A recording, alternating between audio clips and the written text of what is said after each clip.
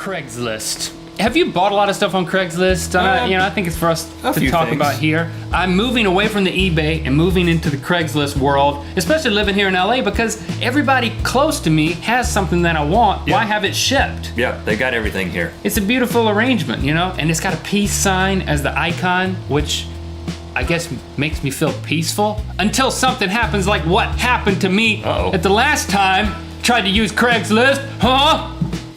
Calm down a little bit. I don't want you to bust a blood vessel or something. Okay. So I decided I wanted to get a backpack baby carrier. And I was gonna look on Craigslist for this thing. For yourself? Well, I guess 50% for me and 50% for Lando, my 2-year-old, who I wanna go hiking with my family, but dragging a 2-year-old by the hand gets old really quickly. You can't do this. He'll never learn how to hike on his own. I thought you were gonna say walk. I was like, he already knows how to walk. Right, he's beginning to walk. You have to let him do it. Well, he's a toddler, and toddling on the edge of any sort of precipice is stupid. I'm a father. You give him this backpack. I've got a 3-year-old kid, Shepherd. I know. We didn't do the backpack thing with him, and you kept him in a trailer, one of those trailers with the bigger wheels, didn't you? No, drug him around. I let him walk. Radio flyer. I let him walk. I let him learn where the edge of the cliff is. You have him on a leash? No, I'm there. I'm like a cat. I got cat-like reflexes. Listen, we went to the Grand Canyon. We asked people about kids going over the edge, and we heard horror stories. Well, I'm not taking him to the Grand Canyon yet. Well, that's where I'm going. I'm going to the hills, baby. I'm going to the top. But if you give him this backpack, what's going to happen? If you let him live in this backpack while you hike, he's going to be 8 years old. He's going to be back there. He'll be 15. He'll be a 16-year-old with his driver's license. He'll be like, Dad, can I get in the backpack and go hiking with you? So it's a great idea. I decided to get one, and it's a great idea to get one on Craigslist. I think I find this one. They want $60 for it. It's rip off over here close by. I'm like, yes, this is great. I email the person and I say, hey, I said my name was Charles. Yeah, I don't know why. Sounds more official. Link sounds like somebody's gonna rip you off. Well, I've since changed my mind that now I'm gonna say Link and put my website down there because they're like, oh, if they're a fan, maybe they'll give me a discount. No, don't do that. That's a mistake, isn't it? Yeah, so I said, hi, I'm Charles. I live nearby. Would you take $55? I can come by. And I said Saturday night or Sunday night. You made an offer, a little low offer. Look, $5 off. Not insulting. Not insulting. Just low. And I gave a time that I'd pick it up. So the guy replies back and he says, $55 will work. Here's my cell phone number. Text me when you're on your way. I guess he didn't want to give the address so that I would sneak by in the middle of the night and try to steal it or something. Well, I think that's a common practice. He wanted to be ready. He might be like in the shower or something. You don't want to be selling something on Craigslist naked. So 2 days later, Saturday rolls around. I text the guy and say, hey, I'm ready whenever you are to come pick up the kid's backpack carrier. I'm Charles from Craigslist. Yeah, of course. I know you, Charles. And he texts me What's back. your website? And I'm like, okay, Christy, let's get Lando ready. Let's get all the kids in the car. Because you got to put him in there. We're gonna go over there. We're gonna fit him in there. Make sure it works. Try it out. I dropped 55 bones on this thing. He's gonna get used to it. As I'm scrambling, the dude texts me back and says, "Oh, I sold it to someone else this morning. Period. Send." Ooh. And I immediately wrote back. It's funny. The first thing I wrote back immediately. Okay, send. I don't know why I had such a knee-jerk reaction to just be like, okay, sorry to bother you. Okay. And then I was telling Christy, that punk sold it out from under me. That makes me mad. She was like, grah! And I was like, grah! I don't even think you should have this contraption, and it makes me mad. And then I decided, I'm gonna text this guy a piece of my mind. Yeah, that's how you do it. You text him. So I got on that text again, and I said, listen. Buddy? I didn't say buddy, I just said listen, period. Uh-oh. Space. Colon? No. Period. Listen, period. Space. Let me let you just... If you agree on a price and a time to pick up an item, you shouldn't sell it out from under somebody, period. Space. Sin. Nope. Sorry. I could have been looking elsewhere, period. Yep.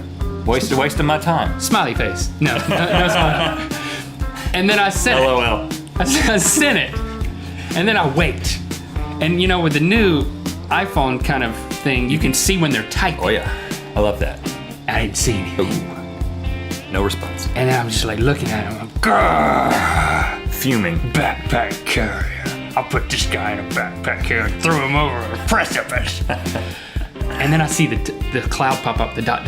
Oh, He's here he typing, comes. he's Here he typing comes. something. He's typing something. Coming back. Yes. It's taking a while. He's got a great explanation.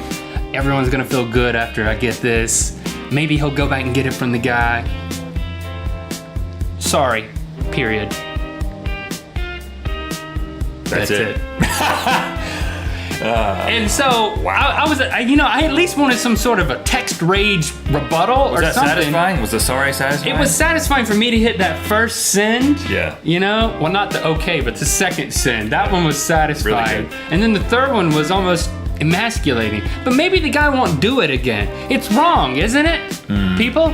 Yeah, I think that this is bad Craigslist etiquette. I also think, not to continue to judge California versus North Carolina, which we often do, but not that it couldn't happen in North Carolina, but it seems less likely that this would happen. Your word is your bond is a little bit more of a theme in the South. Right. Out here, it's sort of like, wheeling and dealing. If somebody shows up early, I'm giving them the freaking thing, dude. Get over it. Sorry, period, send. You know what I'm saying? No, it's human. It's human to keep your word. If you agree on a price and a time, it's sold. It's over. It's over. I got something I need to confess to you. Craigslist. That was you? You have my carrier? I'm that guy. No, because my This is like all of a sudden you're going to be, Yeah. hey, let's go hiking. You got Shepard in the carrier. I know it wasn't you. It wasn't me, but I feel partially responsible for something related. Okay, so you didn't contact the guy and say, hey, that's a stupid idea. Don't sell it to him. I don't know this dude. The last thing I bought on Craigslist was also for my child. It was a set of junior golf clubs for Locke, my oldest kid, my 8-year-old. Mm-hmm. We're getting into the golf, we're cool like that. Country clubbers, not really, public courses out here. And I was like, I want to get him some clubs. And You should get him long clubs because he's going to be 15. He's going to say, hey, Dad, I want to go back to the 2-foot tall clubs. Touche. Yeah. So I get him. I decide I'm going to buy these clubs for him, and so I emailed the guy, and he wanted 50 or something. So I said, hey, how about 40? Oh. And he says, you know what? I've actually already committed to selling these for $40 to someone else tomorrow. But if you can come over tonight and get them, I'll give them to you. And you said no. I said, all right, I'll be right over. What? Yeah. The window was closing. No, the window was closed. He had already sold it. No. He wasn't being a man about it. I think what he did is wrong, but I think I'm in the clear. What? I just, hey, He put the ball in your court. You could have at least texted him something rageful like, I would never do that. It's like when somebody gives you an extra burger. Period. Space. Send. Extra burger in your Happy Meal. It's their mistake, but hey, it's a free burger, buddy. I'm gonna eat it and enjoy it. Now, we established on previous episode where we talked about going camping that we had purchased a 1992 Ford Bronco, and I didn't tell you exactly how it went down and how this purchase took place. But even more important, I think there's lots to be learned from his experience moving from Craigslist to real life. As in what not to do when you need to buy a car. So just there's the floor. You take it. Tell the people what happened, right? Okay, so first of all, found this car, knew that it was the perfect company car. A 20-year-old Ford Bronco was the perfect company car for Red Link Incorporated, and that we could take this thing camping. Really was what I was really excited about. Yeah. So I see the ad and I make the phone call, and the guy's like, yeah, you can come see it anytime. You can come see it. In fact, you should come in the morning because I got guys showing up in the afternoon tomorrow afternoon. You need to come in the morning and check this thing out. So we go up. It's just a few miles away from here. It wasn't too much of a trek. And we show up, and there it is, parked right in front of the house. I'm like, this is the house. There it is, big Ford Bronco. So anyway, we buzz ourselves in. And he has this like little buzzer door, and he comes out there. He says, there it is. Let's take a look at it. And of course, this is when I begin to feel inadequate because I'm like, well, what do I do? So I was like, well, let's pop the hood. what am I going to look at? He opens the hood. I'm like, well, there's an engine in there. I don't think you actually said that. I thought, well, there's an engine. It's not, he's not selling me an engineless car. Check. Right. But the thing to do is never say that. It's keep quiet. If what you're thinking is there's an engine in there, you should just not say anything and just like look, just kind of bring your eyebrows down. I was watching you. You did the right thing. So you kind of brought your eyebrows down and you just kind of nodded your head like this is meeting my expectations. You should have crawled under the hood. Well, I didn't know what to do. Or the whole car. And he said, listen, I had a mechanic do a bunch of work on this because on the Craigslist ad it said new this, new that, new this, new that, new all this new stuff. He said we're gonna go down to the mechanic who did all this work and we could talk to him. So I'm like, okay, well I'll drive it. So I get in there and of course I'm test driving the vehicle now. I'm in the back seat. And I'm like, what? I mean, what do I do? Turn it real fast? What do you do? Take a turn real? I don't know what to do. I'm like, well, it rides pretty good. We haven't wrecked yet. We make it to the mechanic. Which was 2 blocks away, by the way. Yeah, 2 blocks. The mechanic comes out, and I'm like, well, he says you did all this stuff. He's like, yeah, we did this, we did that, we did this, we did that, we did this, and we did that. And I'm like, okay. Replace the transmission. A lot of stuff. Several $1,000s worth of work. It's a long story for some insurance policy paid for that somebody did something to the truck. Anyway, so, I mean, I think I'm getting a truck that's got all this new stuff, I'm like, well, this is good. I don't know if it looks new. It's an old car. So anyway, I'm like, well, let's take it on a little test drive. He drives it, and he drove it onto the highway and drove it around because he didn't want. He didn't want you to drive it. He was like, I don't want to get on the freeway because if something happens. I'm like, okay, whatever. I still feel like a child buying a car. So when we drive back to his house. Did he put you in a child seat? No, I'm too big for a child seat. Okay, but that would have made you. Well, actually, we drove back. You didn't come with me because you had to get on a phone call. So you stayed at the auto repair place. We come pick you up, and then I'm like, hey, it's good, let's buy it. So then we work out a deal. We come to a price. We paid a very small amount for this vehicle, I will say that. But then we drive back to his house, and I'm like, yeah, let's do it. I got cash right here. Let's just take care of this right now. So we sit down. He says, all right, I got some paperwork I need to fill out. We got to do a transfer of liability from me to you at the DMV website. And he goes, and I noticed that he set us down on his deck outside, and then he said, I got to go inside. And it was a series of him going inside, getting like his laptop, and then coming back outside, and then he would look for something on the DMV, and he'd be like, and he'd get frustrated, and he'd go back inside, and he'd come back out, and it just I didn't know what he was doing. It felt like something, I don't know. I was very paranoid the whole time, like something was gonna happen, or he was taking advantage of us. Like I'm just scared about that. What's he going inside for so many times? To get stuff. To get stuff. Get a pen. This pen doesn't work, get another pen. I don't know. I wasn't paying attention. He gave us some tea. We were drinking tea. Yeah. Remember that? What was in the tea? What's in this sedative? tea? Something like a roofie that makes you want to buy a car. So anyway, he comes back and we fill out this paperwork, and then Link has to go. I'm like, we've been sitting there on this guy's deck, going in and out of the house, looking for stuff. So Link gets back in the other company car. I'm out of here. He drives home. So now I'm stuck here. My only way home is the car that I am now purchasing, this 1992 Ford Bronco. So we go through all this paperwork, we sign the bill of sale and all this stuff, and then he's like, now listen, I don't have the title. I'm like, that would have been an important piece of information to tell me at the beginning of this transaction. What do you mean? You don't? And if I had a brain, I would have asked about this on the phone. But I'm a child buying a car, is what you need to understand. I know nothing about the process. You're a bearded child. Yeah, I'm a very tall purchasing child. An old truck. And now, for those of you who don't know, a title is the thing that says that you own the truck.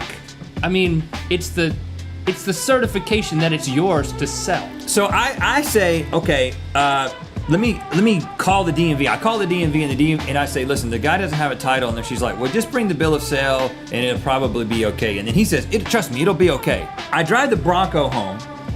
And we look at it and we're like, yeah, we got this Bronco. And I'm like, I'm a little nervous because I don't have the title. But she said it would be okay. So I make an appointment with the DMV for the following Monday, because in California there's like 1 billion people always in line at the DMV. So you have to go and you have to make an appointment in order to even get to talk to anybody. So I go up to the DMV on Monday and I have the stuff. I go and they have this little pre-meeting they do with you where they look at your information and then they give you a number. But the guy who looks at my information is like, let's just call him Mr. Johnson.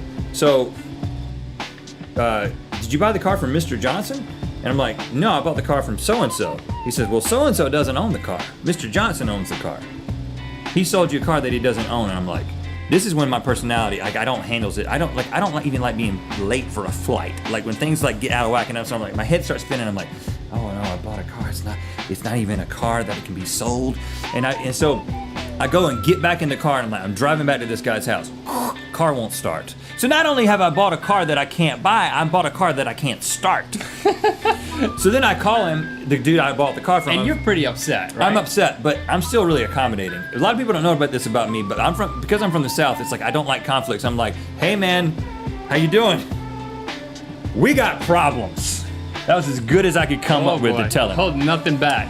And so I'm like, We've got problems. I come right over to your house. So I go over to his house and I'm like, listen, they said that you have to fill out this thing with the other dude that you bought the car from. You got to get him to fill out this thing that says that you bought the car from him and then I bought the car from you. This is what you're telling him on the phone, because you told me when you show up, first thing he said. Well, okay, yeah. The first thing he says when I show up is this, hey, I don't have the money, I already spent it. What? I'm like, uh-oh. And then I tell him that, so then I'm like, my head is really spinning. I'm like, I am the victim of a scam. My life is over. And then I've already spent the money. And so then I explained to him the thing about you got to get the guy that you bought the car from. And he said, he's dead. That guy is dead. He killed the dude and stole his car. I said, he's dead? He said, yeah, I think he's dead. I think he's dead. What? I think he's dead. He's either dead or he's not. Right, but it's either your truck or it's not. So I'm like, what have I gotten myself into? I'm saying, well, what am I supposed to do? You sold me a car from a dead dude that owns a car. What am I got this Bronco. You've spent the money. What do I do? He says, let's go to the DMV. I'm like, well, you can't. Okay. So we get into a police car that he's trying to sell. What? A police car. We get into a police car and drive to the DMV, a different DMV. We go in there, he says, you get in line. We go at like 4:30, there's like 1 billion people in line. I get in the back of this line, he says, you stay in line, I'm going in. I'm like, what are you going? So I stay in line, and a couple minutes later, I get to the point where I can see into the DMV, and I see him in there running around with these papers and talking to people, cutting in line. I'm like, this dude is wheeler and a dealer. Look at him, he's cut in line, and then he motions. He was yelling, right? No, he was sweet talking. He was sweet talking. Oh, okay. Then he motions me over there. He says, hey, she told me to wait right here behind this lady. Like, we're skipping hundreds of people, literally. So then we talk to this woman, and he says, listen, I sold him this car, this guy I bought the car from, I think he's dead. He's what he told her, I think he's dead. And I'm thinking, this is never going to work. He gets through with his story. Did she say something about the vehicle being stolen at this point? As he's explaining this, he says, listen, the vehicle's not stolen or anything. I'm like, why did he say that? Okay, whatever. And he just died. So then the lady at the DMV says, okay, we just need you, sir, to fill out a statement of fact saying that you bought the car from this guy and now you can't get in touch with him to get the title. And then you sold the car to this man, and then we're good. Pay the fees. They really just they just want you to pay the fees. Then we're good? Then we're good. And he actually paid the fees. He puts his debit card out there, he pays the fees, and then I say, so you're telling me that now I own this car and I'm gonna get the title in the mail? And she's like, yeah. I'm like, what? Am I dreaming right now? So we go back and we get in the police car. It's not a real police car, it just looks like one. It was one. And we're driving along and I'm just like floored. I can't say anything. I don't know what to think. I still feel like I'm been the victim of something. And a couple of minutes pass and he leans over and he's like, now, worst case scenario, this is a stolen vehicle. Even then, you're gonna be okay. And I'm like, what? What has happened? So I go back, I get in my Bronco that may be stolen from a dead man. I don't know, but I own it now. And I drive back here. We wait a couple of weeks. It's in with the title in the mail. There it is. There's the title. Witness history being made. What? We are making history right here. Well, I think everybody doing anything is making some kind of history. The question is it significant history? Nope. All I meant was we're doing something that is entering into the past constantly. It's entering into the past. Hey, look, we are entering into the past right now, and we are entering into the future. Think about it. Making history. That's what the present is, Link. It's nothing. It's just simultaneously entering into the past and entering into the future. And that's what I'm saying. I should write a book about this. Well, you are experiencing it with us right now. The present doesn't exist. And that is by R.J. McLaughlin. That is special. I just call myself McLaughlin. I mispronounced my own last name because I'm thinking of myself as a writer. It's McLaughlin. What I'm really trying to do is I'm trying to focus this on the show and kind of cast vision for what people are a part of. It's not really about how you pronounce your name. I'm trying to launch my writing career. Yeah, exactly. And that's not really what this is about. This is about them and this experience. It's not about you and the book you will never write using a pseudonym, which is almost your last name just pronounced differently. Technically, that's not a pseudonym. It's the same name but pronounced differently. Yeah. I don't know what you call that. Are you going to have to stop going on Craigslist? Is that going to be the conclusion of this? Well, neither one of us have had good experiences. If you've been with us as your mythical best, you know that Craigslist is not good to us. And it seems like that's happening again? I don't think this was Craig's fault. Okay. First of all, I decided, recently I had a birthday. Happy belated birthday. And I got some money from relatives. I'm still like a child. I received money from relatives. And my gift is still in the mail. It's coming. It's just delayed. Yeah. Got caught up somewhere. Yeah.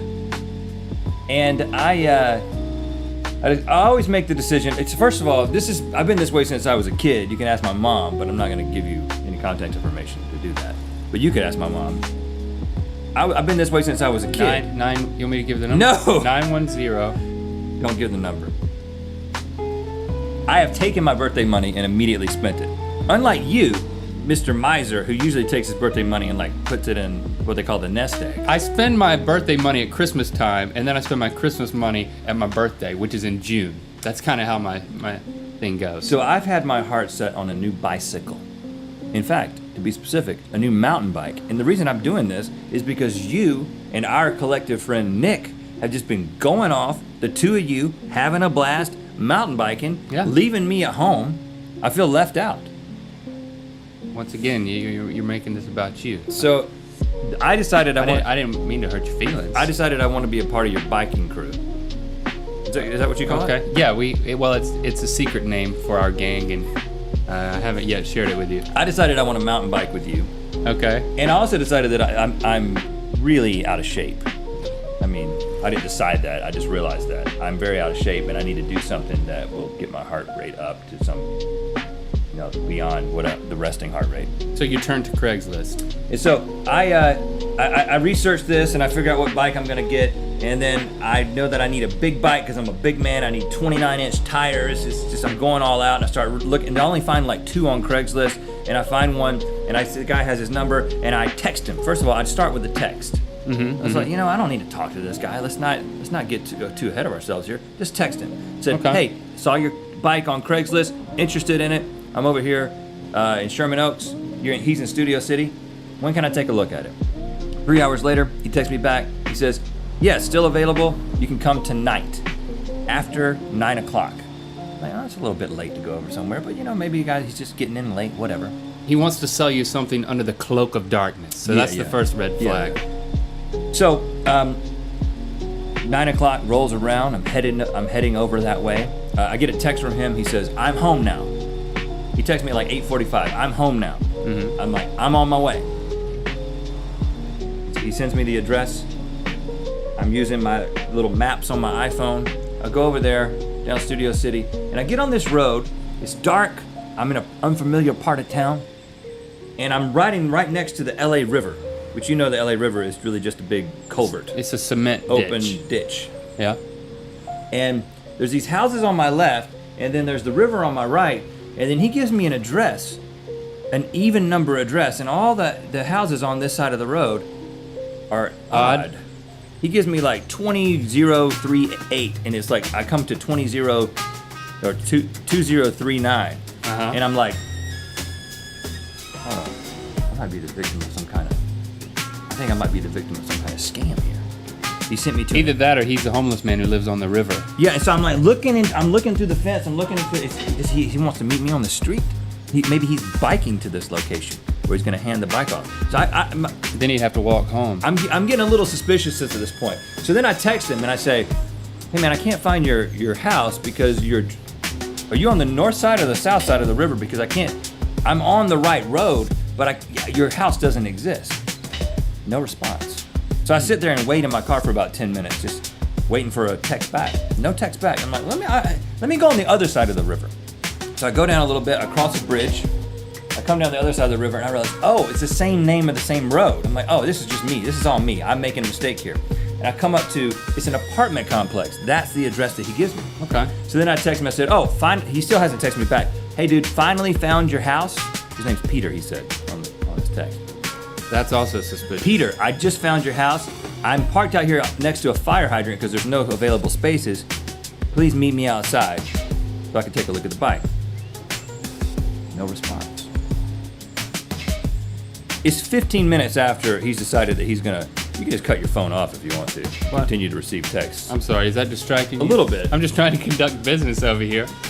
And Just texting, just keep going with your story. so, I'll handle it for you. It's still gonna buzz over there, Okay, and I'm still gonna read it. so I decide I'm gonna call this guy. I'm gonna call Peter. I'm gonna figure out what's going on. I call him.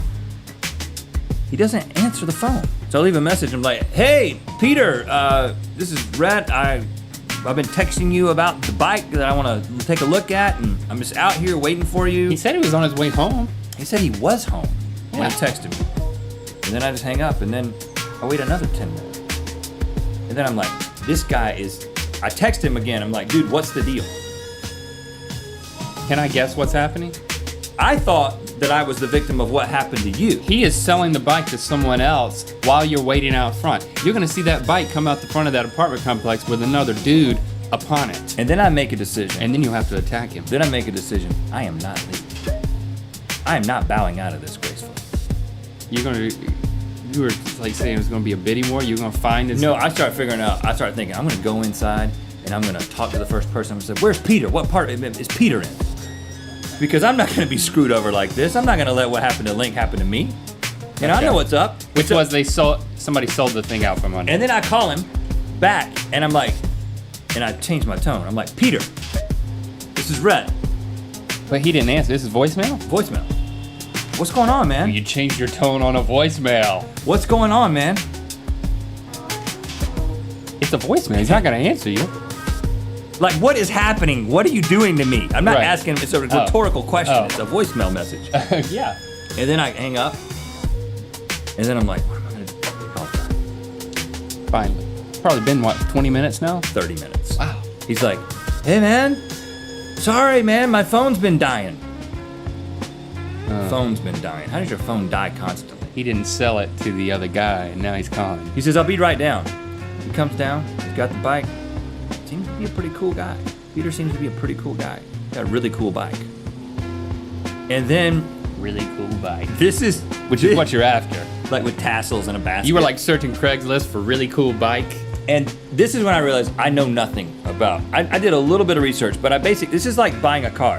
He's like, so you want to ride it? And I'm like in my jeans and like I'm not ready to ride a bike, but I kind of figured that was part of the deal. But it's dark out there. There's no street lights. He's like, the tires are a little low, but you can get on it. So I like get on it, and this is when it's a little bit weird because now I'm just a grown man riding a bike around another man who's trying to sell me the bike, right? And I almost wreck because A, it's dark, and B, the tires are really low, and so I like kind of go off the curb a little bit, and then I get. And you don't know how to ride a bike. I'm learning, and so then I go back up to him, and I'm like, I learned nothing by what just happened. First of all, I'm thinking to myself, I know nothing. I gained no new information. You have to brake, and you have to slam the suspension, and you have to look at the gears, and you have to nod your head. And Well, he was like, I've ridden the thing 5 times, and I looked at the review of this type of bike online, and it was good reviews and stuff. So then I'm just like, I'll take it. I'll take it. And he's like, you sure you don't want to see it in the light? And I was like, yeah, that's a good idea. Let's see it in the light. And so then he says, all right. And so we go into the garage. He opens up the underside garage there, and then the gate closes behind me. And then I Right, but he didn't. he did not kill me. Spoiler alert. He sold me the bike. I now have a bike, and I'm okay. I don't think he was trying to screw me over. I think it was just I was projecting on him. I was assuming things about him. Well, I'm glad that you did all this, Rhett, but I mean, you're operating under the assumption that Nick and I are going to let you into our game. I mean, I just think it's a little presumptuous for you to say, well, I feel left out. I'm buying a bike. so that I can be in your gang. But you didn't talk to us. We haven't even told you about the application process. We've got to see the bike. We've got to see how cool it looks. We've got to see you on the bike and how cool you look. It's got stickers on it. They got to put stickers on it. Got to see your helmet to see if it's cool looking, and we got to see what kind of skills you have with this thing. I mean, we can't be associated with. I mean, we're friends, but there's a process here. That's all I'm saying. Well, I'll tell you what the process is. You're a little presumptuous. I'm going to find out where you're mountain biking, and I'm just going to show up.